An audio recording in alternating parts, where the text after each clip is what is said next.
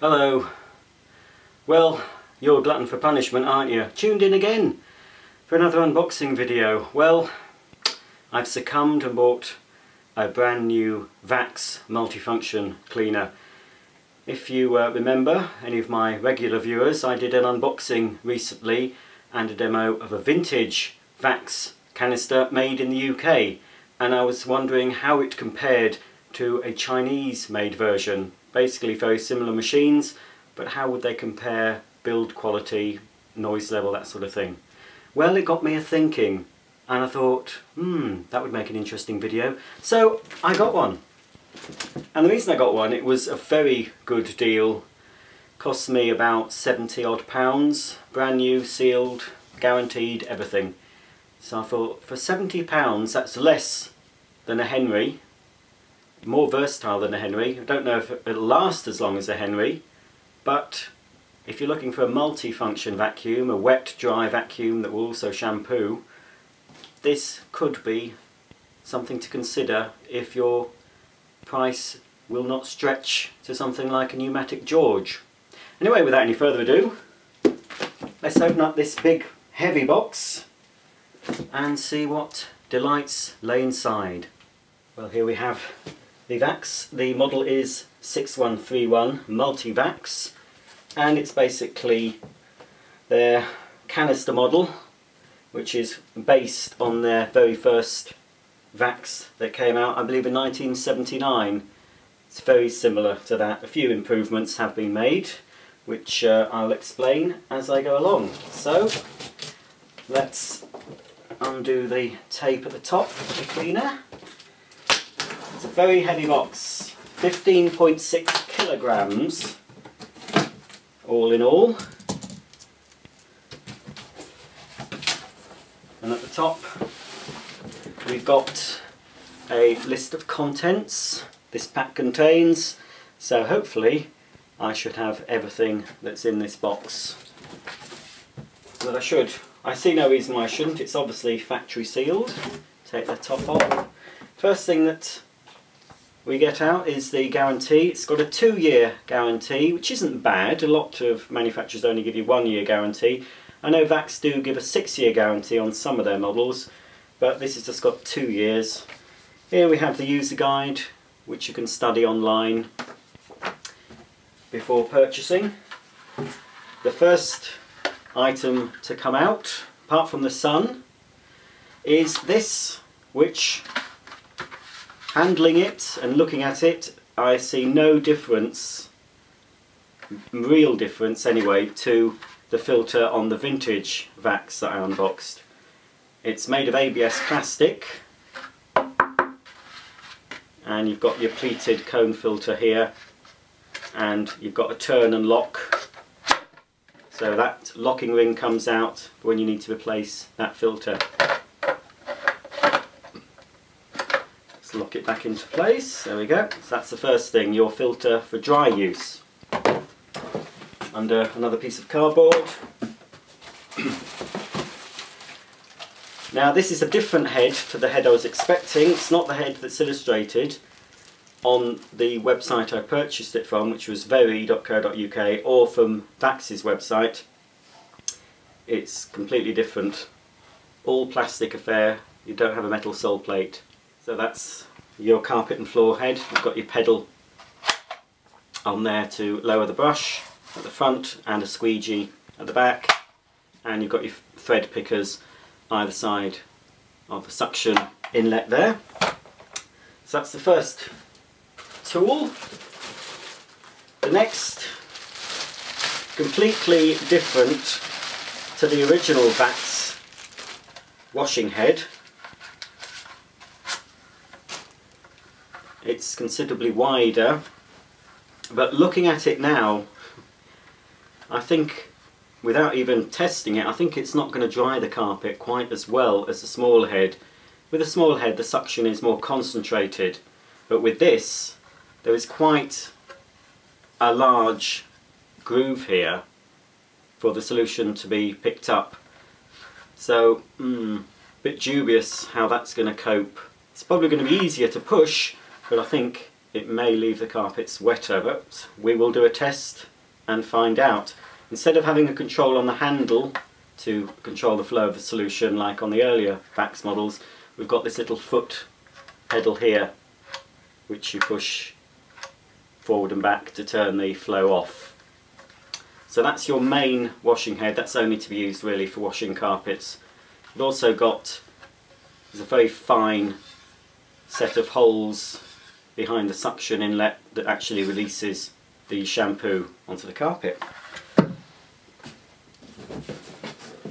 It's got a grey hose, this. Again, not as illustrated, it shows it having a black hose, but it doesn't bother me. And taking the hose out, it feels, you know, I'm quite impressed. It feels quite robust. It feels just as good as the hose on the UK manufactured machine. You've got your little suction inlet there to reduce the suction, and there's a smaller metal part. On the vintage Vax it's much longer than that, but seems pretty solid. I'm quite impressed so far with that. What else have we got in here? Well, we've got of course two of your metal extension ones. I assume they're made of stainless steel, because chrome tends to rust, so I'm assuming they're stainless steel ones, but certainly better than plastic ones, much more robust. Right, that's everything. I think all the other tools will be stored actually inside the Vax, so we'll take the whole unit out. Hang on a minute. I'll take out the motor unit first because it doesn't seem to be clipped into the body. So that's the motor unit. It's all nicely wrapped up actually in some protective wrapping. That's everything, I think. Let's pop the box to one side.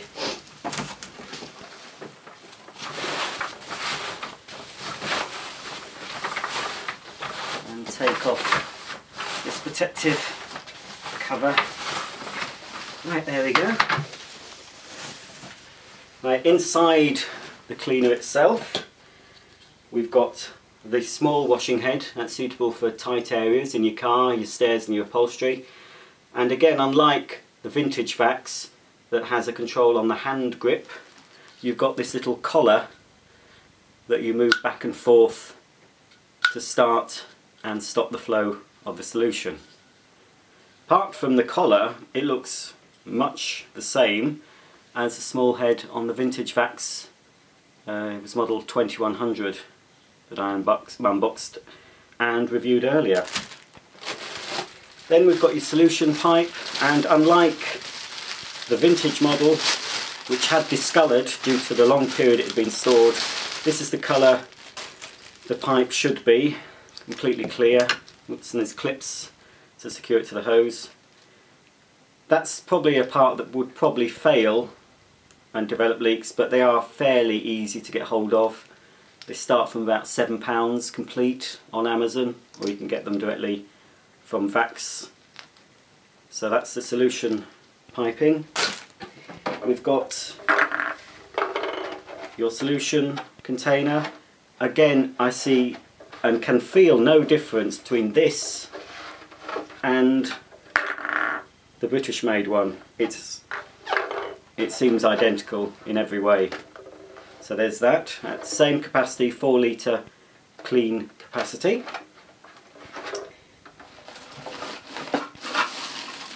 Got your small cleaning tools inside here. Again, very similar to the original. You've got your upholstery, curtains, that sort of thing, that small nozzle. Got your dusting brush. Plastic on this does feel slightly different to the UK made one, but not much. And this is the difference, the crevice tool on this is much shorter than on the vintage model. We've got a small bottle of Vax Ultra Plus, that's a 473ml bottle. So that should do a fair number of carpets because this holds 4 litres, and it's 40 ml per litre of solution, so 160 ml of the solution per full tank. So you get a few, so it's 160 divided, well 143 divided by 160. So yeah, you'll get certainly about 3 full tanks or more with that. Always, if you're buying anything like this and you've got your whole house to shampoo, I would recommend getting a big bottle in so you don't have to stop, because once you've started shampooing carpets, it's quite addictive. With this, you get 3 large bags. The bags are different to the vintage model in the fact that they're this way round. In the vintage model I opened, the bags went in that way, so probably held a bit less. So these may be a bit bigger. So obviously it is a bagged machine. You can't really use it bagless. You could, but the filter would clog quite quickly and I wouldn't recommend it. You can buy a cloth reusable bag for this as well. Excuse the lines you can see, that's my Venetian blind. We've got sun in the UK, it's very unusual. So there's that. What I'm wondering is, yes, instead of having that little plastic insert that would close off the bag when you removed it, it's simplified on this model. Inside the bucket, basically you've just got 2 grooves, which you slide the collar into, like that. So if you can see here at the front, you can see the bag now. It's got a little membrane here, so when you actually clip the hose in place, it should provide quite a good seal and should prevent any dust from getting into the motor compartment or the tank. Vax don't claim anything for filtration on this model.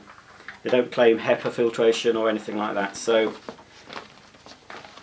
if you're using it as for dry use, maybe if you're an allergy sufferer, it's maybe not the best machine for you, but obviously if you want a multifunction vacuum that will do more than vacuum, it will shampoo, pick up spills, then like I say, this may be worth considering.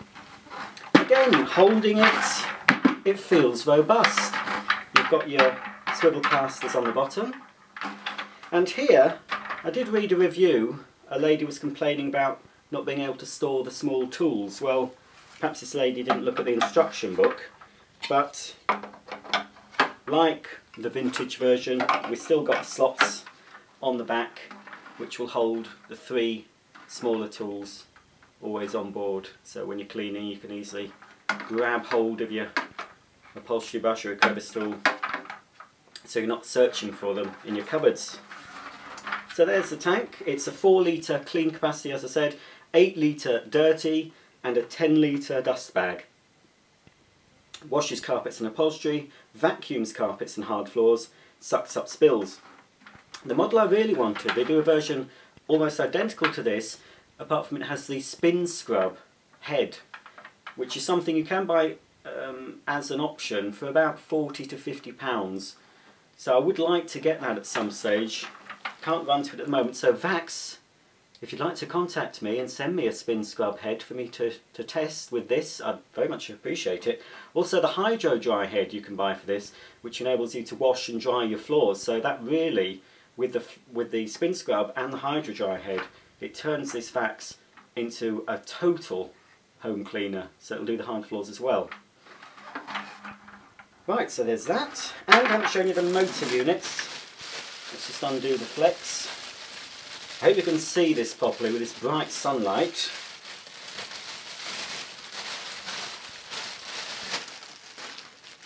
This is one thing that you might have noticed on my demo video for the Vax 2100. The flex that wraps around the motor unit kept coming undone and falling down. Well, at least now they've supplied this little clip which clips the flex together, so when you're carrying the machine and storing it, the flex should stay nicely wrapped around. So there's the flex. The flex feels quite good.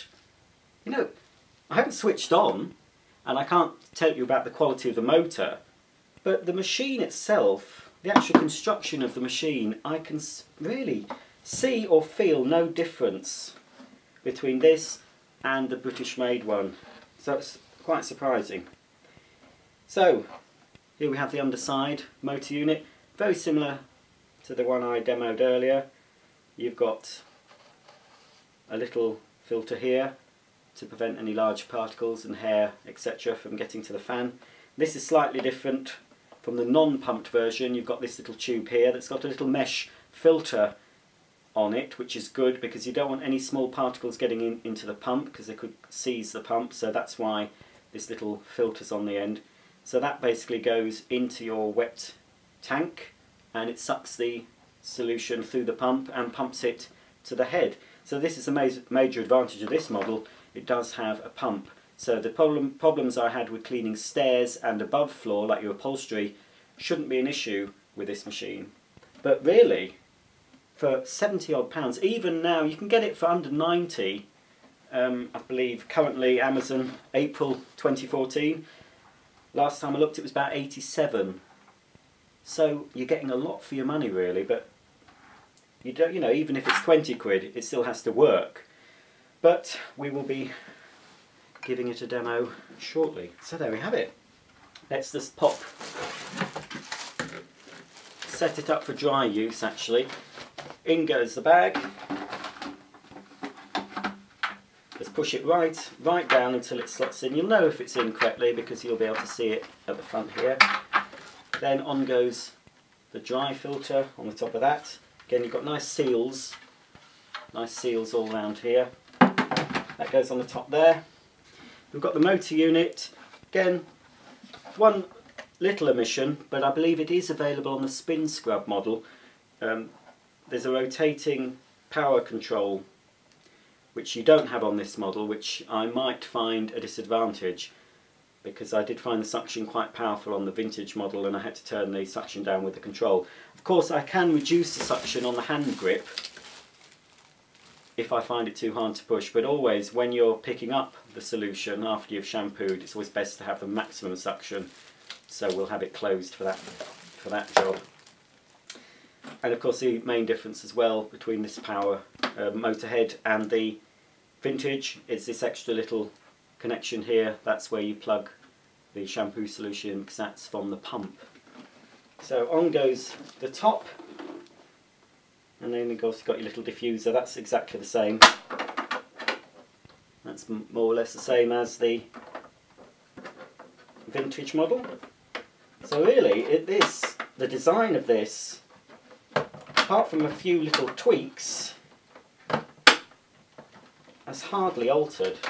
Right, let me just clip that. So when you're using it for dry, we want to clip the shampoo tube, the intake tube, out of the way. And we've got two clips, so push down and clip them closed.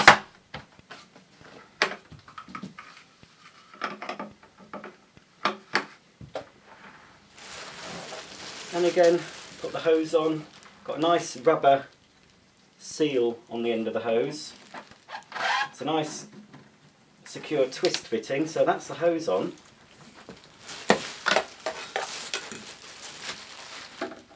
And the hose seems pretty long actually. It seems like a very good length of hose. Without directly comparing it to the vintage, I would say it's longer. It seems a bit lighter, but it seems very strong. A lot of people on the reviews have complained, it's a bit of an odd complaint, because some have complained that the tubes keep falling off when using the machine. I can't see how that's the case. And other people complain that they can't get the nozzles off. I believe on the vintage racks, the illustration showed using a tap and hot water over the joint to try and loosen it and then pull it off. They do sometimes stick, I must admit, but so do Henry's. This sort of tube. To make this a little bit more user-friendly, it would be nice if perhaps these tubes were telescopic. It would also be nice if it used a locking system like Sebo and Miele use, so you're not having the trouble, I was going to say the wrong word, I don't know. Don't have the trouble of trying to pull the nozzles off. And also the main advantage would be to supply a separate hose for wet use which has the tube built in, and then you're not clipping the shampoo tube, which is a slow job to do. But of course it's not something you're doing every day, it's only when you actually shampoo. When using it as a normal suction cleaner, like it's set up now, you won't have that problem. So it's set up ready for dry use. You've got your bag, your filter in, and I've got the main carpet and floor nozzle on. There is a little clip here on the back of the carpet and floor nozzle which is used as in a parking bracket, but obviously this is for other cleaners too, because as far as I can see there is no way to park this. So again, that could be another little refinement that Max could think about, is having some sort of a parking bracket on the back so it holds it together. But this machine, like I say, it's been going for quite a while.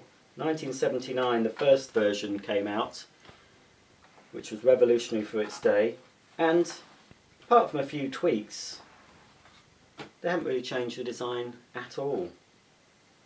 So that's the unboxing. Stay tuned, and I'll be doing a dry demo and a wet demo. See you soon.